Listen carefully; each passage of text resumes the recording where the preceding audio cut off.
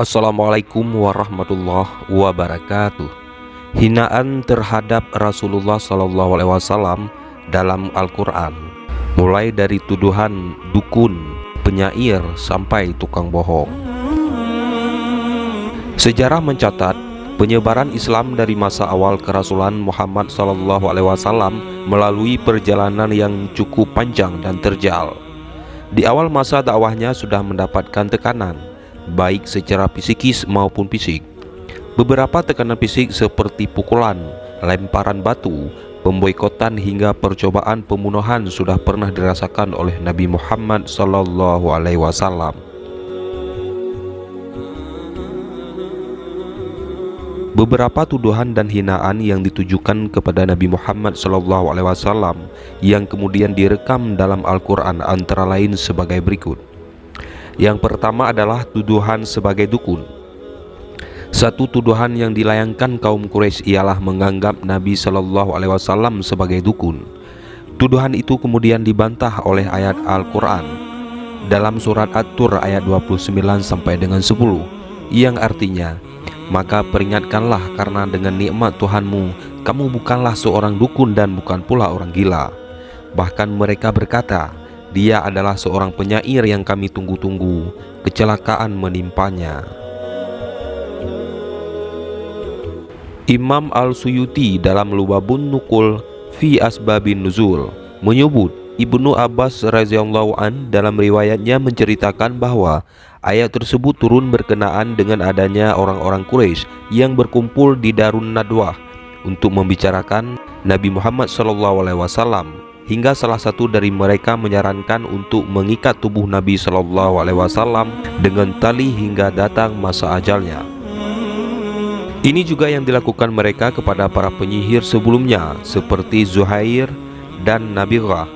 Karena itu Allah menurunkan ayat tersebut sebagai respon atas peristiwa tersebut. Ibnu Katsir dalam tafsir Al-Quranul Azim menjelaskan bahwa ayat ini membantah tuduhan yang disampaikan oleh para pendusta dan pelaku kezaliman. Ayat ini seakan-akan berbicara bahwa engkau bukanlah seorang dukun seperti yang dituduhkan para pembesar Quraisy.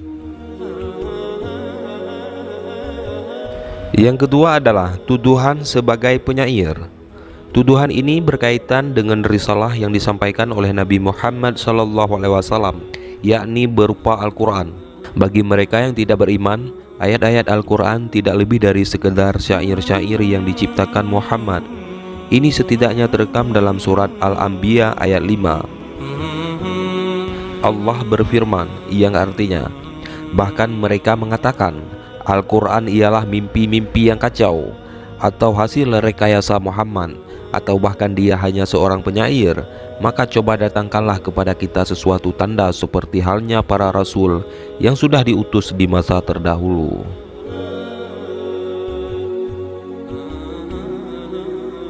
Husain At-Tabatabai dalam Al-Mizan fi Tafsiril Quran menerangkan ayat tersebut dengan menggambarkan peningkatan penolakan terhadap risalah yang dibawa Nabi SAW.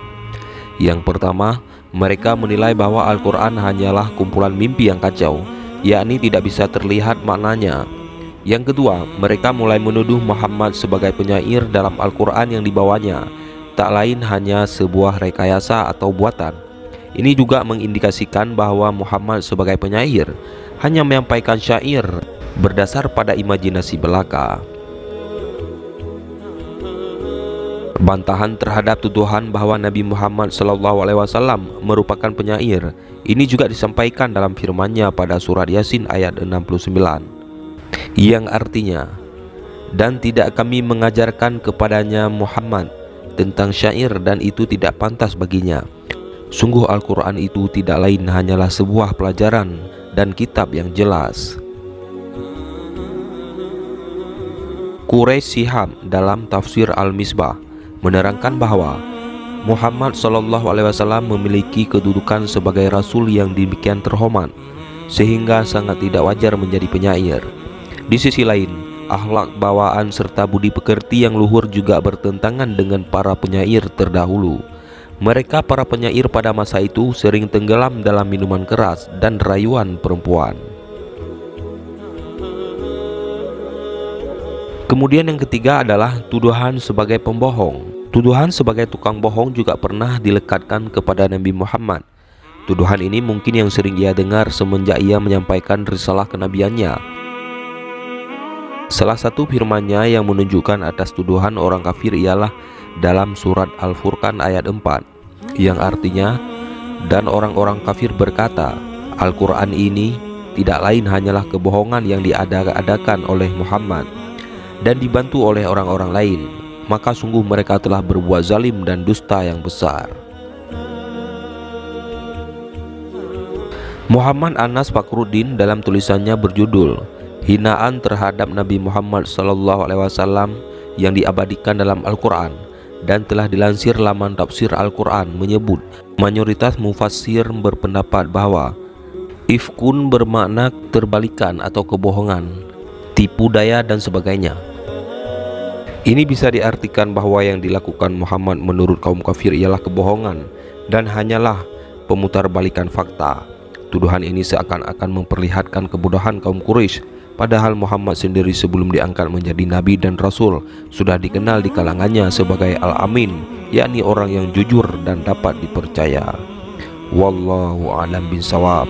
Wassalamualaikum warahmatullahi wabarakatuh.